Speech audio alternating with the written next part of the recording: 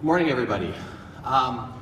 Transportation and mobility are changing, and we're excited to help the next generation of companies in their journey to affect that change.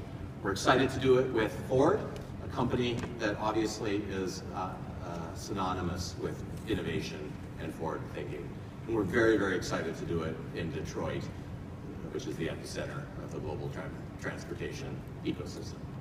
I'd like to thank Fontanellis Partners, Detroit Venture Partners, and Renaissance Venture Capital, three prominent venture capital firms that are also supporting the program. So what is this accelerator all about?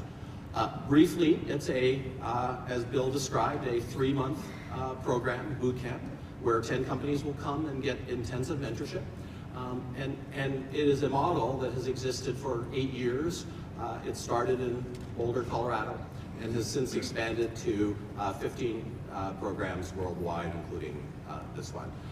We run these programs independently, but importantly, they're all interconnected. So the entrepreneurs that go through the accelerator here in Detroit will have access to all of the information, knowledge, mentorship, investor base, and corporate connections that have existed in the other programs that we've run. I think, we would expect a broad range of companies to come apply.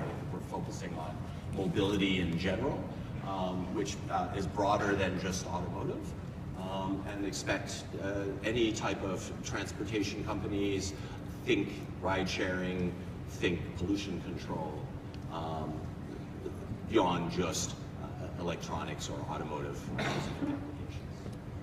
Paul, if you think of the disruption that's coming at the mobility, I wouldn't say the auto industry, the mobility space, you've got ownership models that are changing, you've got smart parking types of applications, you obviously have vehicle-to-vehicle communication, vehicle infrastructure communication, apps being developed.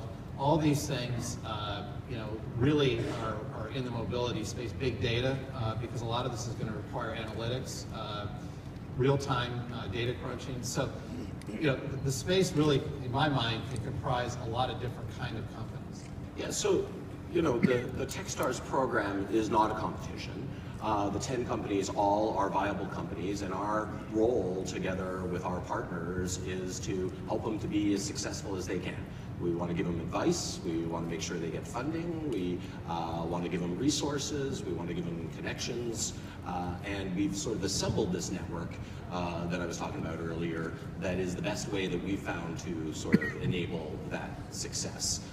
This is not about a specific relationship at the end with Ford or Verizon or Magna, although those things may develop. It may be that we all support them and they go off and create great companies independently. There should not be a sense that there are winners and losers here. Our goal is to make all 10 of them winners. Look at them. We need to make sure that we're the locus of activity here in the Motor City where it all began.